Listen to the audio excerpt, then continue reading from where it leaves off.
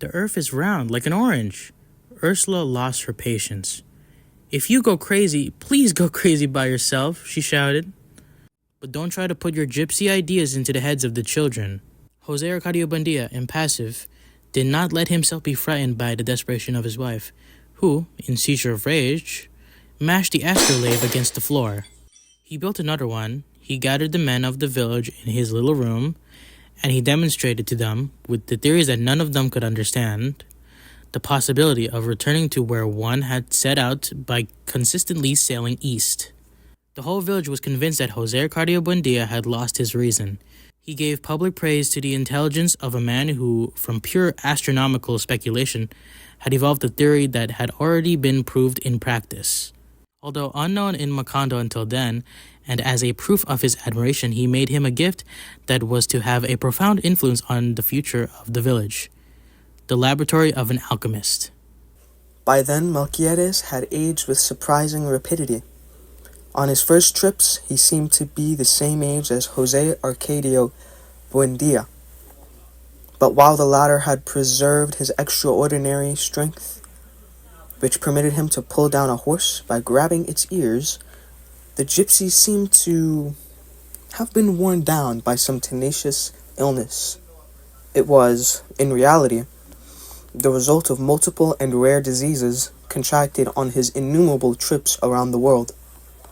According to what he himself said, as he spoke to Jose Arcadio Buendia while helping him set up the laboratory, death followed him everywhere, sniffing at the cuffs of his pants, but never deciding to give him the final clutch of its claws.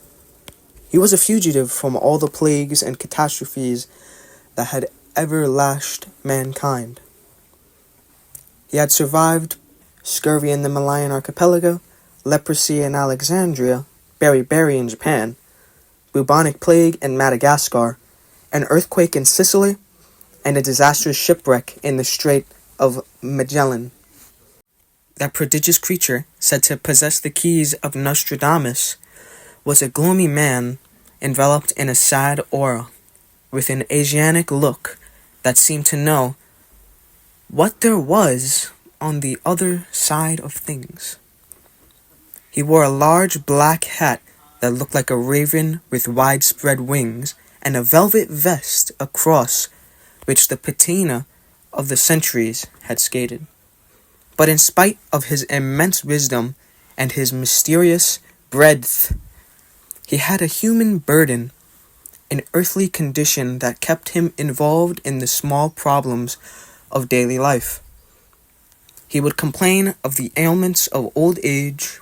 He suffered from the most insignificant economic difficulties, and he had stopped laughing a long time back because scurvy had made his teeth drop out. On that suffocating noontime, when the gypsy revealed his secrets, Jose Arcadio Buendia had the certainty that it was the beginning of a great friendship. The children were startled by his fantastic stories. Aureliano, who could not have been more than 5 at the time, would remember him for the rest of his life, as he saw him that afternoon, singing against the metallic and quivering light from the window, lighting up with his deep organ voice the darkest reaches of the imagination, while down over his temples there flowed the grease that was being melted by the heat.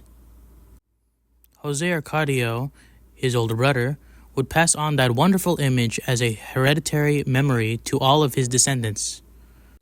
Ursula, on the other hand, had a bad memory of that visit, for she had entered the room just as Melquiades had carelessly broken a flask of bichloride of mercury. "It's the smell of the devil," she said. "Not at all," Melquiades corrected her. "It has proven that the devil has sulfuric properties, and this is just a little corrosive sublimate." Always didactic, he went into a learned exposition of the diabolical properties of cinnabar. But Ursula paid no attention to him, although she took the children off to pray. That biting odor would stay forever in her mind, linked to the memory of Melquiades. The rudimentary laboratory, in addition to a profusion of pots, funnels, retorts, filters, and sieves, was made up of a primitive water pipe, a glass beaker with a long, thin neck, a reproduction of the philosopher's egg, and a still the gypsies themselves had built in accordance with modern descriptions of the three-armed alembic of Mary the Jew. Along with those items, Melquiades left samples of the 7 metals that correspond to the 7 planets, the formulas of Moses and Zosimus for doubling the quantity of gold, and a set of notes and sketches concerning the processes of the great teaching that would permit those who could interpret them to undertake the manufacture of the philosopher's stone. Seduced by the simplicity of the formulas to double the quantity of gold, Jose Arcadio Buendia paid court to Ursula for several weeks so that she would let him dig up her colonial coins and increase them by as many times as it was possible to subdivide the mercury. Ursula gave in, as always, to her husband's unyielding obstinacy. Then Jose Arcadio Buendia threw 3 doubloons into the pan and fused them with copper fillings, orpiment, brimstone, and lead. He put it all to boil in a pot of castor oil until he got a thick, pestilential syrup which was more like a common caramel than valuable gold. In a risky and desperate process of distillation, melted with the 7 planetary metals, mixed with the hermetic mercury of vitriol of Cyprus, and put back to cook in a hog fat for lack of any radish oil. Ursula's precious inheritance was reduced to a large piece of burnt hog cracklings that was firmly stuck to the bottom of the pot. When the gypsies came back, Ursula had turned the whole population of the village against them, but curiosity was greater than fear. For the time that the gypsies went about the town making a deafening noise with all manner of musical instruments, while a hawker announced the exhibition of the most famous discovery of the nation scenes. So that everyone went to the tent, and by paying 1 cent they saw a youthful Melquiades, recovered, unwrinkled, with a new flashing set of teeth. Those who remembered his gums that had been destroyed by scurvy, his flaccid cheeks, and withered lips trembled with fear at the final proof of the gypsy's supernatural power.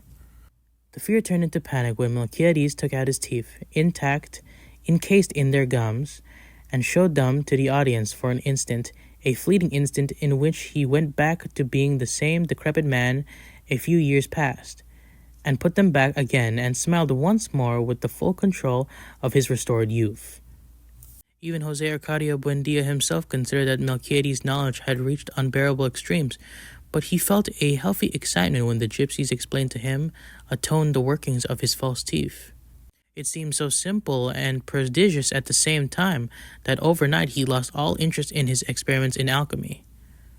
He underwent a new crisis of bad humor. He did not go back to eating regularly, and he would spend the day walking through the house. "Incredible things are happening in the world," he said to Ursula. "Right there across the river there are all kinds of magical instruments while we keep on living like donkeys." Those who had known him since the fountain of Macondo were startled at how much he had changed under Melquiades' influence.